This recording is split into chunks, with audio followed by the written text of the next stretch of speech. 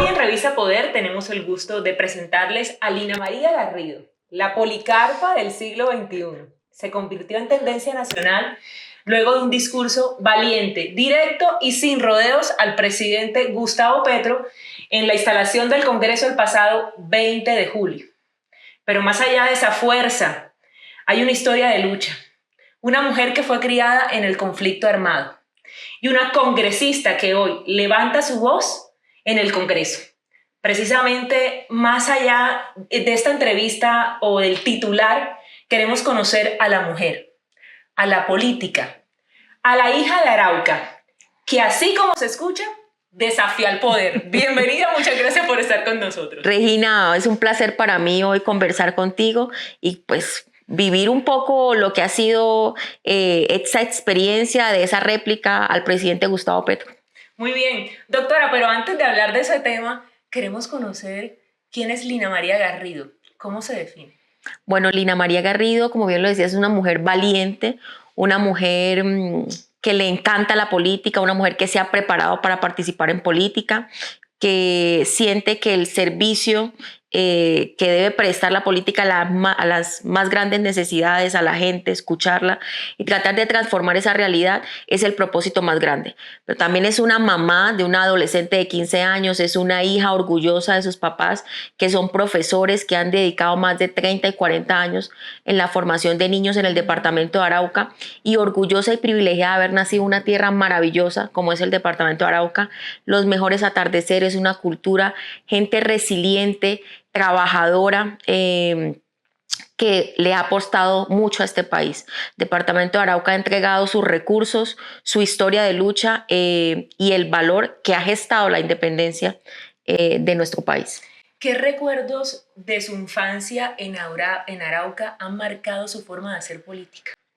Creo que desde muy pequeña siempre he mostrado el liderazgo, siempre he defendido las causas nobles, las causas justas. Mi paso por el colegio siempre fue de mucho empoderamiento, de liderazgo frente a mis compañeros, frente a las políticas del colegio, de cómo entre todos buscábamos condiciones armónicas en un proceso formativo muy bonito. Entonces creo que desde ahí fue que empecé a sentir que la política podía ser mi futuro, y por eso estudié Relaciones Internacionales y Estudios Políticos. Direccioné mi formación profesional hacia ese camino y hoy, gracias a Dios, ha sido fundamental para llegar a estos espacios importantes. Corríjame, ¿también es periodista? No. ¿No? No. Muy bien. Doctora, desde niña, ¿cómo soñaba el país? ¿O cómo lo visionaba? Yo tuve un episodio muy particular en mi adolescencia, sobre todo, y fue que una bomba acabó con mi colegio. Yo tenía 14 años y en ese momento entendí más la crueldad de la violencia que vivía mi departamento. Y yo, más allá de pensar de pronto en el país, yo quería era que la gente no tuviese miedo, que cuando quisiéramos salir a visitar los municipios de mi departamento no nos preocupara si en la carretera nos iba a salir la guerrilla, si nos iban a llevar, si iban a desplazar a mis papás, si los iban a amenazar. Creo que ese entorno de violencia y el que acabaran con mi colegio, creo que fue lo que me ha marcado en el deseo genuino e importante de que haya paz. Eso es lo más, como lo que más me marca a mí y el tema más importante para mi departamento. Doctora, ahora que conocimos acerca de usted, a la mujer que hay detrás de la política, al ser humano, a su visión de país desde niña, entremos a hablar del discurso que conmovió al país. Quiero iniciar esta pregunta con una frase que fue la de su discurso y es la siguiente: hoy huele a azufre. ¿Qué sentía en ese momento, doctora? En mi tierra es común y muy ancestral en la sabana del llano adentro que cuando olía a azufre era porque el demonio había pasado antes. Cuando yo llego y me paro frente al micrófono, yo veo a Benedetti, veo a Sade, veo a Monte Alegre, por supuesto al presidente Gustavo Petro, a Jaramillo, que es el ministro de Salud, y se me vino a la mente eso y tenía que decirlo, tenía que mandar ese mensaje contundente porque lo que están haciendo con el país realmente es cruel y muy oscuro. Doctora, ¿qué sentía en ese momento? Bueno, ese discurso fue genuino, salió en ese momento, fue preparado.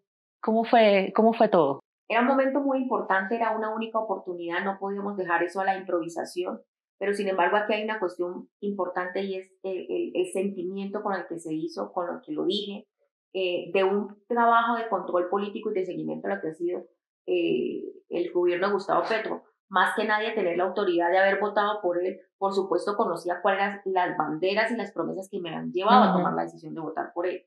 Entonces tenía que ser contundente, tenía que ser muy aplomado, pero sobre todo, y lo más importante, y es que tenía que hablar en el lenguaje de ese pueblo que yo represento, que yo soy, y creo que el propósito se cumplió, porque cuando termino la intervención, todo el país, millones de colombianos se sintieron identificados porque es el presidente.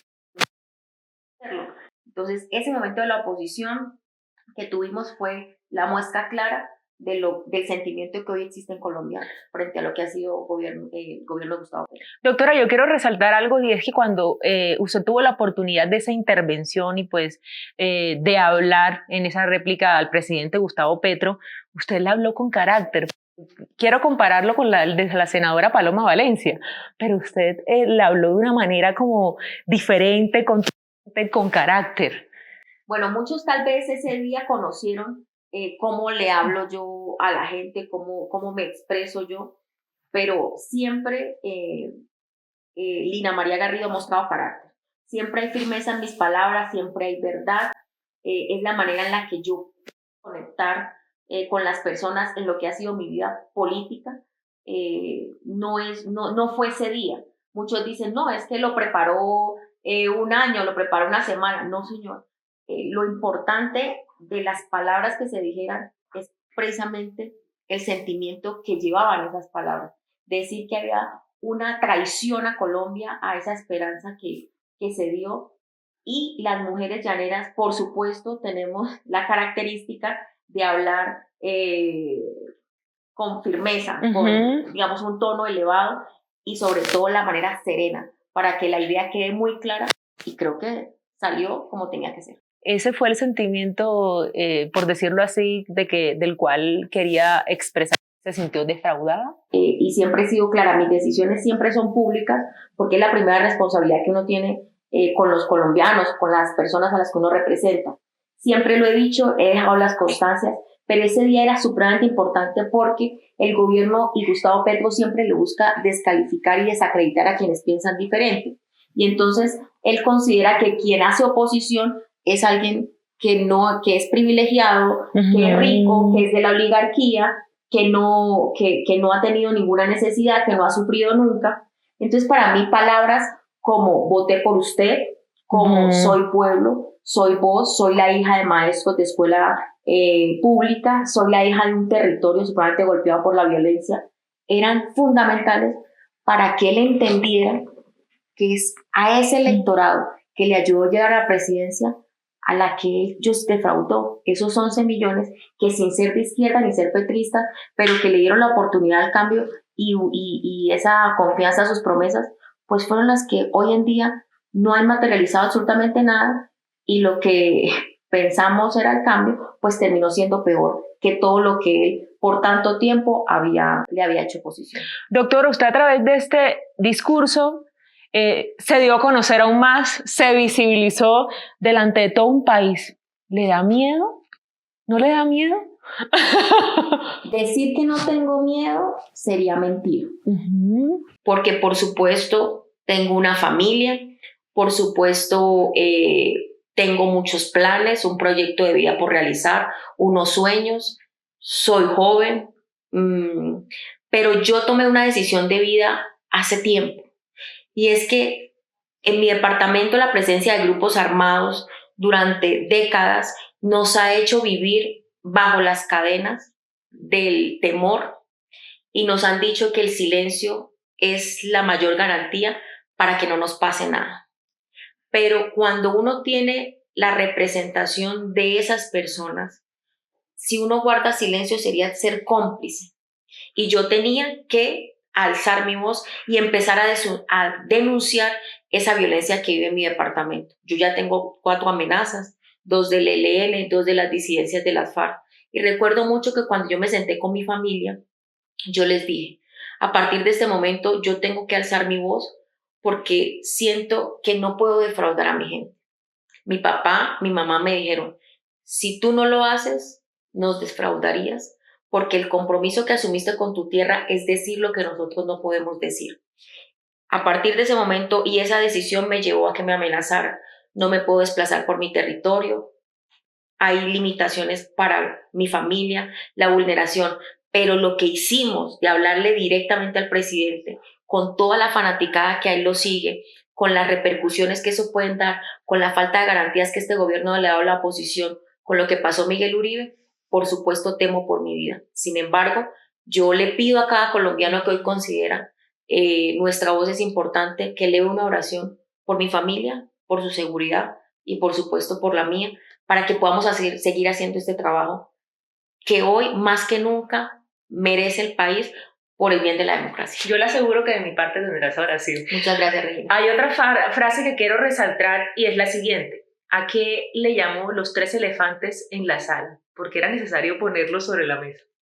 ¿Qué cree que doctora, de mi parte le digo que esa oración la tendrá por usted y por su familia? ¿Qué cree que le molestó más al presidente Petro de su discurso? Que desnudáramos la realidad del país que él lo quiere mostrar. Porque fue molesto y retante para el Congreso que él mostrara unas cifras que eran fácilmente percibidas como falsas. Decir que en 663 municipios no había homicidios, eso es mentira, porque aquí en ese recinto habían quienes representábamos departamentos completos que están llevados por los grupos armados. Y esa realidad que él quiere desconocer para jactarse de ser un gran líder y el mejor presidente de la historia, al ver a una mujer que viene de un territorio en el que los grupos armados están más fortalecidos por la complicidad del gobierno, fue lo que a él le incomodó. Que esa gente que lo había apoyado ya no cuenta, que ese pueblo el que él dice ser dueño es el que le está diciendo usted lo está haciendo mal. Entonces, lo que más le molestó fue que le dijéramos la verdad y que todas las 2 horas que gastó diciendo un discurso, unas estadísticas, pues quedaran simplemente desvirtuadas. Usted también tuvo unas palabras hacia la vicepresidenta Francia Márquez. ¿Cómo cree usted también ella tomó esas palabras frente a lo que usted le dijo? ¿Cómo fue su reacción? Ella me miró casi toda la intervención. Sé que fui fuerte, que mis palabras fueron fuertes, pero era necesario, porque la expectativa que nosotras las mujeres tenemos de quienes nos representan en altos cargos, y en este caso la vicepresidenta, que ha mostrado gallardía, una mujer que defendió su territorio, los derechos humanos, su gente, su raza, su color, está totalmente silenciada. Y ese era un llamado a la reflexión. Francia, estamos esperando de ti, y si tú guardas silencio y sabiendo que te usaron, no elevas tu voz y defiendes a los colombianos porque también votamos por ella. Ella también le dio votos a Gustavo Petro, pues simplemente de esa bandera que ella enarboló, pues no va a suceder nunca, no se va a volver realidad.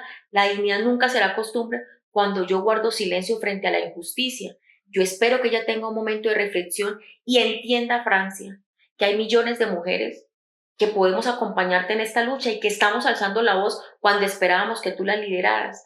Entonces creo que a las mujeres también hay que decirles con cariño, pero con fuerza, que la labor y el liderazgo no se pueden dejar someter ni arrodillar cuando simplemente muestra una voz contraria.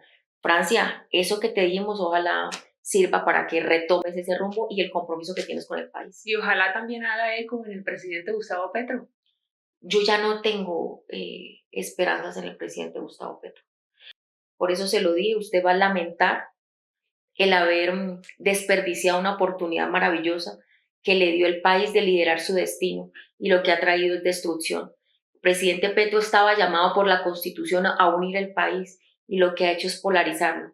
Me ha cuestionado, me ha señalado de haber sido irrespetuosa, de haber sido no le haberle dado altura al debate, pero quien ha iniciado ese día, él cosechó lo que sembró, porque quien sacó una espada a amenazar a los congresistas fue Gustavo Petro.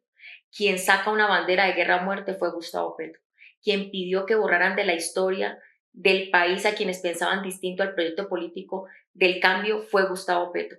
Entonces, él definitivamente engañó a los colombianos con tal de llegar al poder y hoy ha hecho todo lo contrario. Hablemos también ahora de esa relación con el ministro del Interior, Armando Benedetti. Pues en unas declaraciones, pues manifestó que iba a hacer una demanda hacia usted. ¿Cuál es su opinión frente al tema?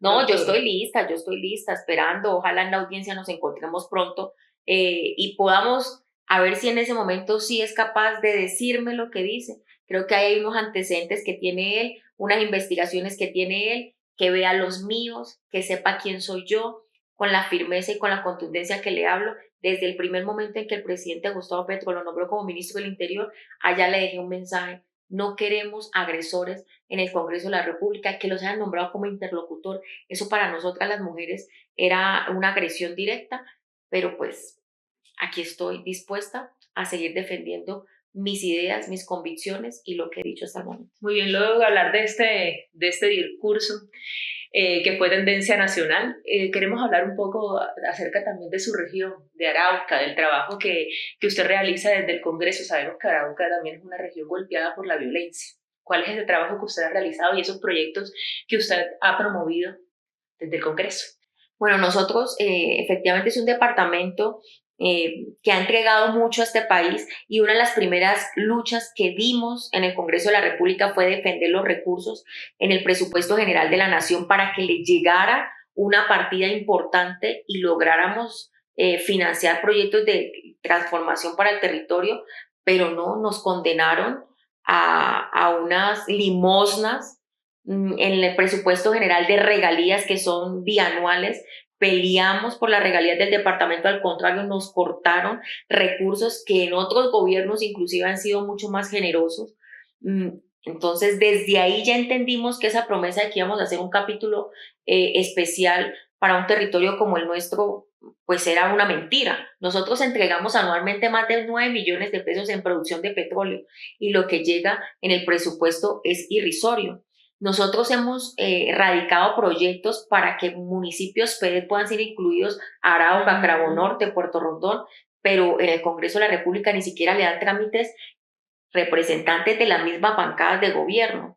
Nosotros nos ha tocado casi que buscar desde la empresa privada cómo llevar desarrollo al territorio. Hoy agradezco infinitamente y vean cómo es la cuestión tan compleja para Arauca, el que Avianca, una aerolínea como Avianca, llegue después de 20 años a mi departamento y lo conecte con la nación, con Colombia y con el mundo. Porque si ponemos a pensar qué ha hecho el gobierno nacional en mi territorio, esto, vuelvo y repito, no hay un logro que mostrar.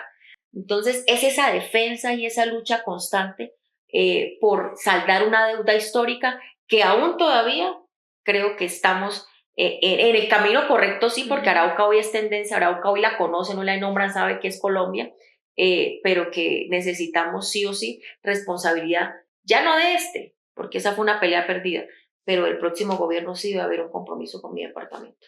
Precisamente hablando de ese tema, doctora, ¿cómo visiona el 2026? Estamos a un año de que este gobierno termine. Hay dos cosas importantes. Primero, que tenemos que defender nuestra democracia. Hay en este momento alerta máxima colombianos. Gustavo Petro dice que no quiere reelegirse, pero nombra a su mano derecha, al que le habla al oído todo el tiempo, quien pide reelección, quien pide cerrar el Congreso, quien pide cerrar los medios de comunicación. Eso ya de por sí nos tiene que llamar la atención lo que va a pasar. El conflicto armado, el orden público puede llevar a que no se llamen a elecciones. Aquí hay un montón de indicios que podemos estar en peligro para que se convoquen las elecciones. Primer punto. Y segundo punto, si logramos ser convocados, será la cita más importante de la nación, de los ciudadanos, que podamos acudir y podemos encontrar una ruta que una, pero que sobre todo construya una nueva propuesta para Colombia, y es que salgamos masivamente a votar para que Gustavo Petro, su proyecto político que fracasó del cambio, salga el 6 de agosto de la Casa de Nariño. Espartó Sáez obviamente gritaba reelección, pero la reelección hoy en Colombia no existe. Uno. Y quiero hablar otro tema, y fue que en algún momento los candidatos presidenciales mencionaron que no habían garantías. ¿Qué puede pasar en ese escenario? No hay garantías, primero, de seguridad para los candidatos. Ya tenemos una víctima, Miguel Uribe, que hoy está en una unidad de cuidados intensivos, lo que quiere decir que este gobierno no ha protegido a la oposición. Segundo, no nos podemos confiar, Regina. El que el pastor Sade diga eso significa entonces que las jugaditas y las leguleyadas de Monte Alegre se hagan realidad. Acuérdense que iban a hacer consulta popular y violando la ley. Acuérdense que están hablando de una 8ª papeleta para las elecciones del Congreso. O sea, ni siquiera porque no lo diga la Constitución y lo permita, significa entonces que el gobierno, que el presidente Gustavo Petro lo quiera respetar, porque lo que ha vuelto un deporte para el gobierno es infringir la ley y no respetarla. Mire, si ustedes preguntan en el Congreso, todas las iniciativas y reformas han pasado violando el trámite legislativo. A todos esos le hemos tenido que interponer recursos judiciales. Entonces, este gobierno ha demostrado que no le interesa si cumple o no la Constitución y la ley, y ahí es donde tenemos que estar todos como muro de contención para defender la democracia. Muy bien, así que a todos los ciudadanos es a defender la democracia, a votar, pero a votar con conciencia, doctora.